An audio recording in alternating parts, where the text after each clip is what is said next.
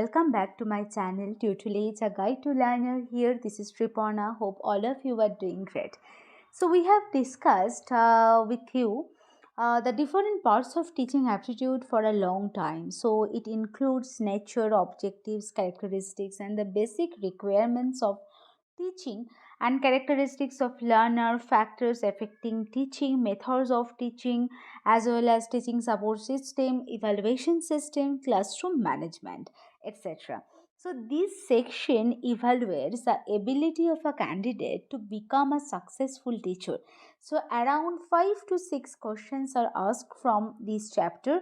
One in UGC Net examination, and the difficulty level of these questions varies from time to time or for year to year. Okay, so if you have missed my previous session, so please go and check my description box and my first comment where the previous session link is already shared. So now we are going to start a new session. uh,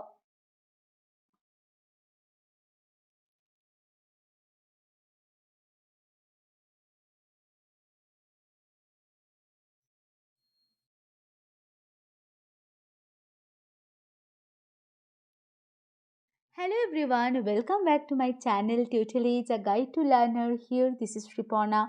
Hope all of you are doing well. So, we have discussed with you the different parts of teaching aptitude for a long time. So, it includes nature, objectives, characteristics, and the basic requirements of teaching. As well as teaching support system, evaluation system, characteristics of learner, and last but not the least, classroom management. So this section evaluates the ability of a candidate to become a successful teacher. So around 5 to 6 questions are asked from this chapter, that is teaching aptitude in UGC Net exam. So the difficulty level of this question varies from year to year, obviously. So if you have missed my previous session, so please go and check my description box and my first comment where the previous sessions link are already shared. So now we are going to start a new session on the very first chapter, that is teaching aptitude according to the syllabus. So today is going to be a third session uh, on education practice session. So if you have any doubts, please check my previous sessions and feel free to ask any question in my comment section. I will reply you, I promise. So let's begin the session and move on the main slide. So the first question is, which of these method of teaching can be used in remote areas? There are four options: online methods, offline methods, teacher centered methods, and student centered methods. So obviously offline methods, option number B is the correct answer for this question. Uh, because in remote areas there is no good internet connection, so that's why offline methods can be used uh, only in remote areas. So now move on the next question. Which of these not a platform for MOOC? So we all know that. What do you mean by a MOOC? So the full form of MOOC is massive open online courses, and that are available free of cost. Okay. So which of these is not a platform? So obviously option number D, examiner, is not the a platform for MOOC, because MIT, OCW, Udacity, Swarm, all are the platform for MOOC. So that's why option number D is the correct answer for this particular question. So now move on the next question. So here we can see which of the following method has features both offline and online methods of teaching. So there are four options: flipped classroom, aesthetic classroom, heuristic method, and simulation. So all topics are well discussed in my previous session. So if you are missing it, so then go and check my description box and my first comment where the previous session link is already shared. So option number A, flipped classroom, is the correct answer for this question, because it has features or characteristics of both online and offline methods of teaching. So now move on the next question. Swamprova. Swamprova is an initiative of IIT's Ministry of Education, Ministry of Human Resource Development, or MHRD,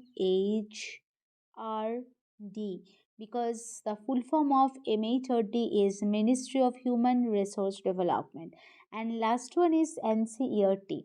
So we all know that Swamprava is an initiative of Ministry of Human Resource Development, or MHRD.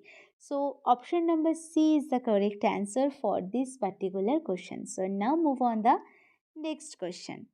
So, to maximize the effectiveness of teaching, a teacher should use offline methods, online teaching methods, either offline or online, or both of online and offline.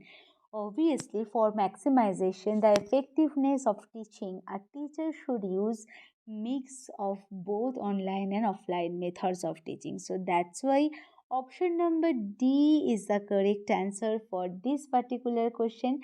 So a teacher should use mix of both online and offline methods. So now move on the next question. E-Pathshala is an initiative of IIT's Ministry of Human Resource Development, NCERT, and option number D, both option B and option C. So we all know that the E-Pathshala is set up by the joint efforts of Ministry of Human Resource Development, Government of India, and National Council of Educational Research and Training, or NCERT. Okay, so option D is the correct answer for this question. So now move on the next question. So micro teaching can be used for which classes? Lower classes, senior classes, 8 to 10, or both lower and senior. So obviously we all know that micro teaching can be used for both lower and senior classes. So now move on the next question. So what is the full form of CAI? So the full form of CAI, and which is one of the most important and most easiest question of teaching of this chapter.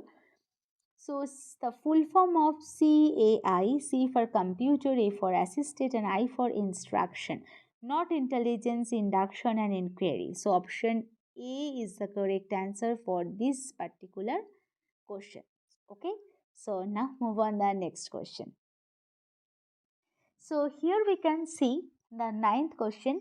In his or her free time, the teacher should rest, the teacher should talk to students, the teacher should help in administrative work, or the teacher should do research.